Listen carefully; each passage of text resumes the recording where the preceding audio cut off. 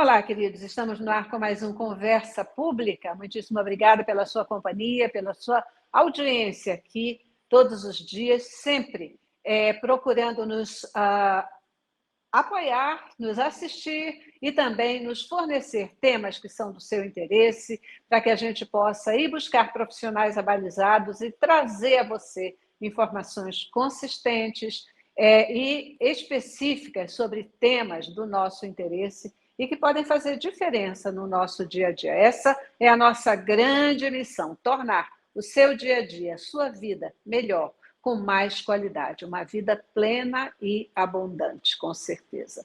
Hoje a gente vai falar sobre um tema que a gente já tem falado sobre ele em vários momentos, né? A gente volta a falar sobre o câncer de mama. E a gente volta a falar sobre isso porque uma nova diretriz internacional para o câncer de mama recomenda o teste genético em mulheres com idade até 65 anos, que tiveram diagnóstico recente da doença. A recomendação inclui a busca pelos genes que podem apresentar mutações germinativas passadas de forma hereditária. A gente quer entender melhor essa diretriz, e ninguém melhor do que um especialista para nos ajudar nesse assunto. Por isso, nós temos a honra de receber aqui no estúdio hoje a doutora Maria Isabel Achatz. Ela é médica geneticista do Hospital Sírio-Libanês. Doutora Maria Isabel, muitíssimo obrigada pela sua presença e participação conosco. É um prazer estar aqui hoje também, muito obrigada pelo convite. Essa nova diretriz é realmente uma diretriz que vai mudar o curso, não só das famílias com câncer, quanto no tratamento das pessoas com câncer. Até recentemente, nós pensávamos que, uma vez tendo um câncer de mama, numa idade jovem, 30 anos de idade, 35 anos, nós teríamos uma indicação de uma possível hereditariedade, né? Ou então aquelas famílias onde a gente tem a mãe com câncer de mama, a tia com câncer de mama, a prima com câncer de mama, e sempre com essa ideia de vários tipos de câncer, né, dentro de uma mesma família para ser necessário pedir um teste genético. Essa diretriz nova mostra que não, nós temos uma indicação formal para quem já teve câncer antes dos 35 anos de idade, diagnosticado há 10 anos atrás, por exemplo, uma mulher que hoje tem 75 anos e que teve aos 65 tem que ser testada? Sim, né? E hoje, prospectivamente, todos os casos que foram diagnosticados abaixo dos 65 anos de idade. Como que a gente chegou a esse número 65, né? Que eu acho que é uma coisa que vai interessar a todos. Várias pessoas do mundo que são consideradas experts na área do câncer de mama hereditário se reuniram. Eu fui convidada pelo diretor do Hospital Memorial nos Estados Unidos, na parte de mastologia, de oncologia da mama, e nós nos reunimos diversas vezes até definir qual seria a melhor forma de não perder uma pessoa que possivelmente teria essa hereditariedade e que estava sendo atendido por nós todos e passando despercebida. E nós chegamos à conclusão que, se nós só mantivéssemos as pessoas jovens ou os pacientes que têm história na família, isso nos traria uma diminuição no acompanhamento, no diagnóstico adequado dessas pessoas, que seria muito importante, né? Eu acho que seria bem interessante se a gente pudesse falar de que benefícios são esses agora. A gente vai falar, essa é uma das perguntas que eu tenho a fazer para você, mas eu queria poder entender um pouquinho, que você pudesse nos orientar, porque a gente ouve falar o seguinte: a hereditariedade, né, especialmente dessa questão do câncer de mama, ela não acontece necessariamente, ou não acontece nessa relação mãe para filho, ou para filha, né? Ela acontece numa relação mãe para filha da irmã. Como é que é? Existe alguma coisa nessa direção que seja cientificamente comprovada? Por onde que caminha essa hereditariedade do câncer de mama? Sim, sim. Primeiro de tudo, a gente não herda o câncer, a gente herda o risco aumentado para o desenvolvimento do câncer. O que a gente olha no DNA? A gente olha genes, que são genes supressores de tumor ou genes de reparo do DNA. Então, eu não vou olhar o gene do câncer de mama ou o gene do câncer de ovário, por exemplo. A gente vai olhar genes que funcionam como um todo, né? Codificando a produção das proteínas que vão encontrar células que podem estar ou na mama ou em algum outro lugar do organismo e que estejam se transformando. E essas proteínas fazem com que a célula pare de se desenvolver. Então, todos nós nascemos com esses genes funcionando, nós queremos esses genes funcionando o tempo inteiro e produzindo, né, codificando a produção dessas proteínas o tempo inteiro para nos proteger para o desenvolvimento do câncer. Então, a tua dúvida em relação à herança de pai para filho, de mãe para filho, nós herdamos sim, tanto do pai quanto da mãe, um aumento de risco potencialmente. Então, o que acontece quando você tem a mãe que teve câncer, a filha não teve, mas aí a neta tem também? Você pode ter a herança desse gene alterado, de uma variante patogênica, ou como se chamava antigamente, uma mutação, né? Você pode ter isso e nunca desenvolver o câncer, porque outros mecanismos do seu corpo, né, foram importantes o suficiente para inibir. Então, a gente sabe, por exemplo, uma mulher que é obesa, que fuma e que deixou para ter filho muito tarde e não amamentou, ela vai ter mais risco do que aquela que faz atividade física 3 vezes por semana, aquela que não fuma, que não bebe. São fatores que vão reduzir o risco. Então, de repente, uma mudança de hábito pode ajudar, ou mesmo outros genes que também atuam no processo podem estar ativos. Eu gostaria de dar destaque a uma informação que você trouxe aí para a gente agora, que essa herança, ela não vem necessariamente pela mãe, mas ela pode vir pelo pai também, né? Porque a gente sempre acha que câncer de mama é uma coisa de mulher para mulher, né?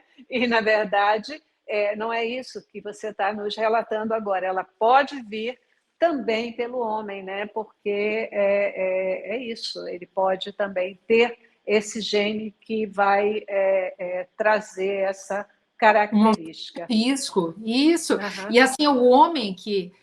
Vou dar o exemplo de um gene muito conhecido, que é o BRCA1, que é aquele gene que tinha, no caso da Angelina Jolie, uma variante patogênica, ou uma mutação, né? E ela tinha mais de 80% de risco de ter um câncer de mama. Agora, o que a gente entende também? Pessoas que têm esse gene do sexo masculino têm um aumento de risco para câncer de próstata, e um câncer de próstata que acontece muito mais cedo do que na população geral, tem risco aumentado para câncer de pâncreas no homem também, e melanoma. Uau. Pois é, então assim, foi o que eu falei, o gene não está relacionado só com o aumento de risco do câncer de mama, né?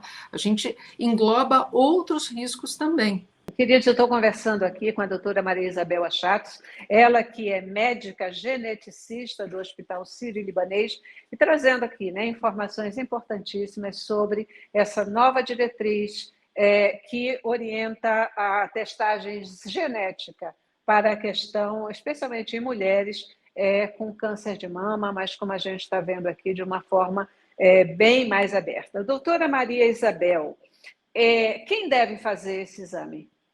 Essa testagem? Quem deve fazer e quem é o médico que vai pedir esse exame, certamente, né, para a pessoa. Não são todas as mulheres da população geral. Se você tem um câncer, ou então, se você tem, por exemplo, a sua mãe que teve câncer antes dos 65 anos de idade, mas que já faleceu, você tem que vir aqui para que eu possa fazer esse teste genético. E por que com um geneticista, né? Se qualquer médico pode pedir qualquer exame.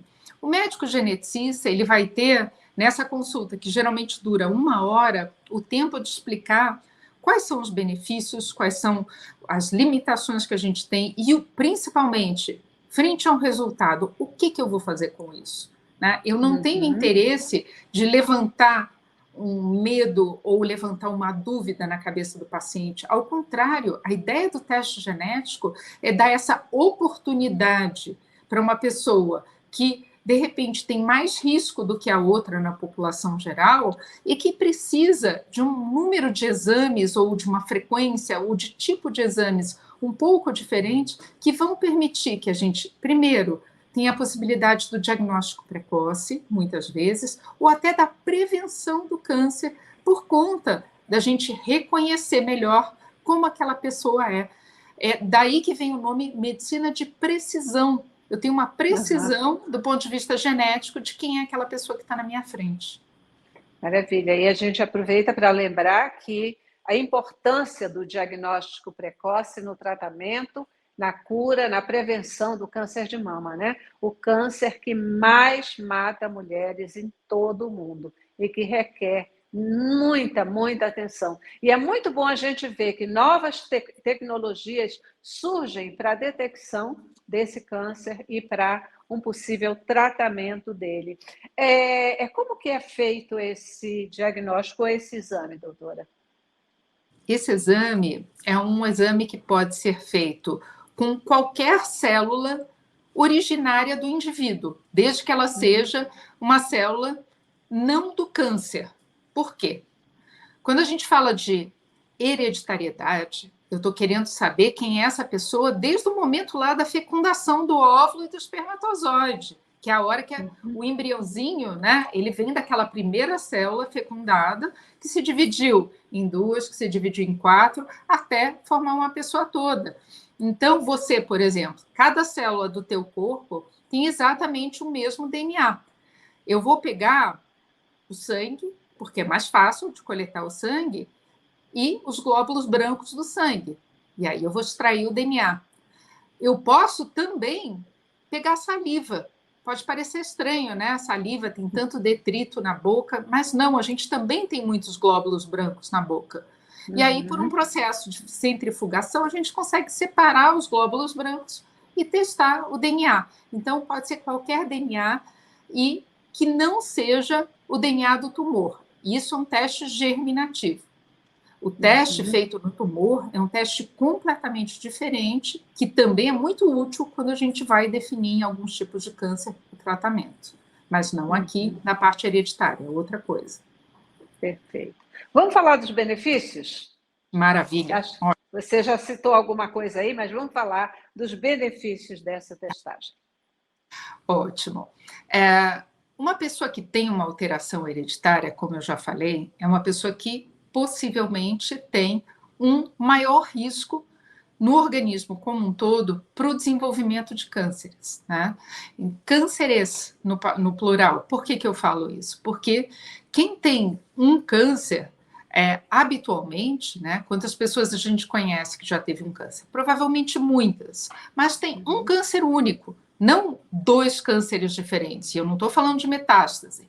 Então, quem tem uma alteração hereditária tem esse risco. E aí eu vou começar a acompanhar essa pessoa com todo cuidado para que ela não venha a desenvolver esse segundo câncer e consiga encontrar precocemente. Esse é um benefício para a pessoa. Segundo benefício importante, quando a gente fala do câncer de mama, se você acabou de diagnosticar um câncer de mama e tem 45, 50 anos de idade, muitas vezes os médicos, os cirurgiões vão definir, olha, a gente pode fazer uma cirurgia pequena, retirar só um nódulo, mas às vezes tem uma indicação de fazer uma cirurgia um pouco maior. O teste genético vai me dar todas as ferramentas para definir qual seria a cirurgia mais indicada, né? Por quê? Porque quem tem um câncer em uma mama, muitas vezes fica com medo que esse câncer passe para outra mama. Isso não existe. A gente não tem um canal de comunicação entre uma mama e a outra.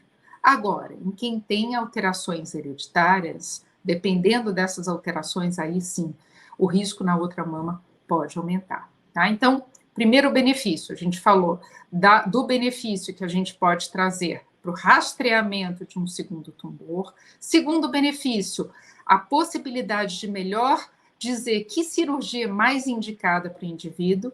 Terceiro benefício, quimioterapia. Se precisar de quimioterapia, para quem tem alteração hereditária, muitas vezes a gente tem a oportunidade de indicar uma quimioterapia específica, que vai agir muito melhor em quem tem uma mutação do que quem não tem essa alteração, como é o exemplo, de novo, desse GNBRCA1 e os inibidores da via da PARP.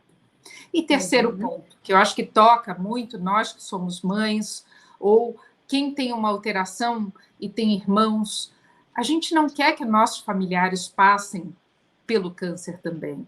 Então, encontrar qual é a alteração genética vai ser, por exemplo, pegar, né, se a gente pensar no DNA como um código muito longo, imagina se no meio desse código longo eu sei que na posição 1562 é onde está a troca. Aí eu vou olhar no meu familiar na posição 1562. Será que ali eu tenho uma troca também? Eu já sei onde olhar. Se a pessoa tiver herdado, aí ela vai saber que o risco dela é aumentado e começar todo esse acompanhamento para prevenção nos nossos filhos, a mesma coisa. Eu estou conversando com a doutora Maria Isabel Achatz, ela que é médica geneticista do Hospital Sírio-Libanês. Conversa super importante, não é mesmo? Eu mesma estou aprendendo assim, um monte de coisas novas que a gente nem imaginava. E fico muito feliz de poder perceber que cada vez mais, né, a gente encontra mecanismos para proteger as pessoas, para prevenir doenças que às vezes são tão dramáticas, né? Até porque, né, doutora Maria Isabel, cada vez que se tem um diagnóstico de câncer, ainda se toma isso como uma sentença de morte, né? Tem o câncer, o mundo acabou, né? Quando, na verdade, não precisa ser assim, se a gente tem cuidados preventivos e procura diagnosticar isso com bastante antecedência, não é mesmo? Eu tenho uma pergunta, eu não sei se ela faz sentido diante de tudo que você já explicou, mas quando é que a gente pode afirmar que o câncer de mama ele é genético? Perfeito. Todo câncer é genético, né? Uau. O que é um câncer ser genético?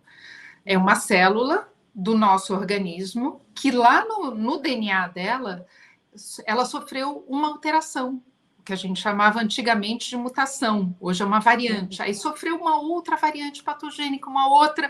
Então, nesse acúmulo de mutações, chega uma hora que a célula, que é do nosso corpo e que tem o mesmo DNA da gente, perde a capacidade de saber quando que ela deve parar de se dividir. E aí ela se divide cada vez mais rápido e de uma forma mais errada. E daí a origem de um câncer. Então, todo câncer é genético. Agora, hereditário é diferente, né? O câncer, na verdade, que a gente chama de câncer hereditário, é aquele câncer que acontece numa pessoa que já nasce com uma fragilidade que herdou, né, nos genes do pai ou da mãe, ou que é aquela primeira pessoa na família que tem essa herança e que vai passar para os seus filhos. Então, essa é a comparação. Todo câncer é genético, mas nem todo ele é hereditário. Então, 10% dos cânceres de mama, por exemplo, são hereditários e todos são genéticos. Interessante, né? Porque a gente pensa, quando a gente pensa em genético, a gente pensa sempre de alguma coisa que veio, né, dos nossos ancestrais, que veio da família, de alguma forma assim, né? Mas essa conceituação, e ela é perfeita, ela é precisa, porque a gente sabe que as mutações genéticas, elas acontecem a partir dos genes que nós temos. Então, mais uma informação assim preciosa que a gente aprende aqui, né? A questão do câncer genético, todo câncer e a questão da hereditariedade. Doutora, que informações a gente precisa ter a mais aqui sobre essa questão da testagem? Que agora eu me pergunto, está certo a gente falar em testagem genética ou a gente devia falar em testagem hereditária? Como é que é? Olha, que pergunta boa a sua. Na verdade, tudo que é hereditário, né, e que a gente fala na oncogenética é também genético. Né? Então, assim, quando a gente fala em teste genético, você usou muito bem no começo da nossa entrevista hoje o termo germinativo. Germinativo remete ao germe, né? Aquele iniciozinho. Então, ele é um teste genético germinativo, enquanto que o outro teste que se faz também, como eu comentei, no tumor, é um teste genético somático, que ele vai ser feito especificamente para o tumor, para entender o que aquele tumor se transformou, porque é como se ele tivesse uma vida própria, ele passa a ser muito diferente de uma célula do próprio organismo e adquire todas essas alterações que você não vai encontrar no sangue do indivíduo, por exemplo. Aham, bacana. Eu vou fazer questão de destacar aqui uma observação sua no início, né, que quando a gente fala aí de oncologia, etc., parece que isso, ou quando a gente fala da genética, parece que isso é uma coisa mais teórica, de pesquisa e tal, quando, na verdade, um médico geneticista, ele não trabalha só com pesquisa, ele trabalha com a realidade do indivíduo no dia a dia, né? Daí a importância de quando a gente precisar de determinadas pesquisas, determinadas orientações, a gente procurar o profissional certo, né? O profissional adequado para a gente ter a informação precisa. A gente está chegando ao final aqui do nosso programa, infelizmente, né? Porque é uma conversa deliciosa aqui com você, e eu queria deixar esse minutinho final para as suas observações, o seu recado final, seus comentários finais para o nosso telespectador. Perfeito.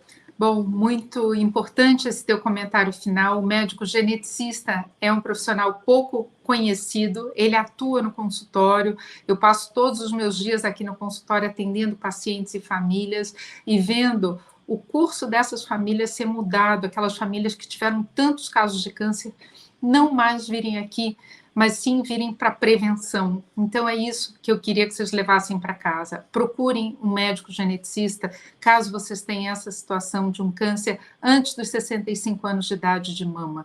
A gente tem benefícios imensos para oferecer com esse teste genético. Muito obrigada, foi um grande prazer falar com vocês hoje. Isso, para a gente também. Preciosas, uma conversa preciosa, né? E que, com certeza, de grande proveito para todos nós. Mais uma vez, muitíssimo obrigada, doutora Maria Isabel Achatz, que é também médica geneticista do Hospital Sírio-Libanês. Né? Deus abençoe a sua vida, o seu trabalho e tudo que a senhora faz em prol da saúde de todas as pessoas. Deus abençoe a nós todos. Amém, isso aí. E obrigada a você também que participou conosco hoje no Conversa Pública. Até a próxima.